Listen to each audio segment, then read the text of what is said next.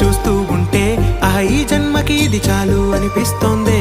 నువ్వు నా కంట పడకుండా నా వెంట పడకుండా ఇన్నాళ్ళెక్కడ ఉన్నావే? నీ కళ్ళల్లో ఆనందం వస్తుందంటే నేనెన్నెన్నో యుద్ధాలు చేస్తానులే. నీ చిరునవ్వుకై నేను గెలుపొంది వస్తాను, హామీ ఇస్తున్నానులే.